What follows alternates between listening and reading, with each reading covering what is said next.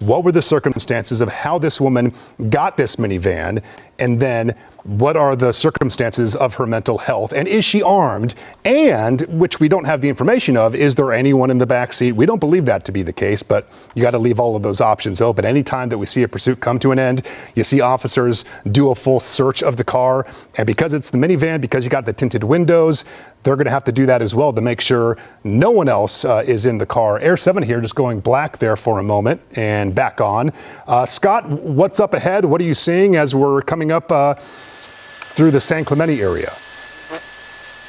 Yeah, we're in San Juan Capistrano. We're going to be San Onofre here in a moment. As you mentioned, just continuing down the southbound 5 in the center lane. We did get a hold of Long Rifle, and they're going to let us through. You'll see the fog in a moment, but it's actually receded to the shoreline, and we'll be along this stretch of the 5, and we can continue to follow it. I'm not sure if we're going to follow it all the way down into San Diego County and how they're going to work that. I think once that vehicle got to the border, though, more than likely, every time I've seen the border, it's not wide open. You have to stop, and that would give law enforcement a chance, more than likely, to get this over with on this side of the border, but they will not cross. There's no question about that. We've seen just normal driving behavior. As I mentioned earlier, what you're always concerned about is when the suspect gets cornered and they get into a situation where they're in traffic or they just can't continue any further, and then what are they going to do? Are they going to continue to drive erratically and dangerously to get away? And in this particular pursuit, it started in the San Fernando Valley on the 405 the whole way, now on the 5 freeway, and basically there's been no traffic. There's been 1 or 2 little spots where the flow had slowed. That spot where they shut down the north 405 to throw out the spike strip onto the southbound lanes slowed traffic so much that that was ineffective. But basically, we're just continuing. We'll lose the vehicle for a few moments here in the fog. You'll see that in just a moment. And then they'll break out, and for the most part, the fog is receded onto the shoreline. And as I mentioned, Long Rifle, who controls the military airspace as we travel further south, they will give us clearance to go through. If they're active, we have to go a mile offshore. We wouldn't be able to go a mile offshore today because of that overcast that I talked about. We can't fly over that layer. But really nothing has changed for the most part on this pursuit besides a couple of spike strips that they tried since it started an hour and 15 minutes ago up in the Van Nuys area.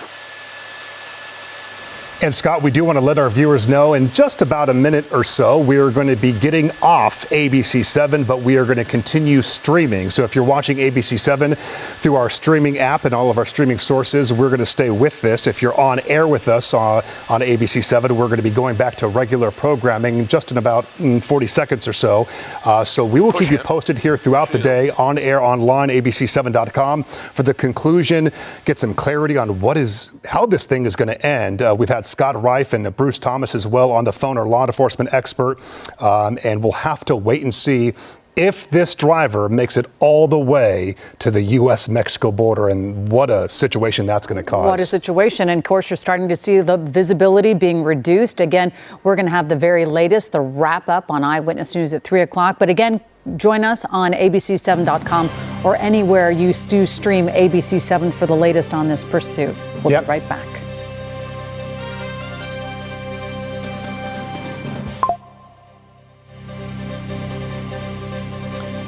And if you are streaming with us here on ABC7, we continue. Scott Reif, live at Air 7, Bruce Thomas on the phone, Mark Cutterobles here, and Colleen Sullivan into the fog. The cloud cover there through San Onofre and Camp Pendleton on the 5 southbound of this driver. This woman behind the wheel of this minivan reported stolen. Officers have been pursuing this now for well over an hour. We've been covering it for a full hour, and not overly erratic. We have seen at least 3 spike attempts to get those tires flat. Each of them have failed. And you just want it, Colleen, to come to an end. You kind of want it. Now, it seems like, I think Bruce was saying it, people start getting frustrated because the driver, thankfully,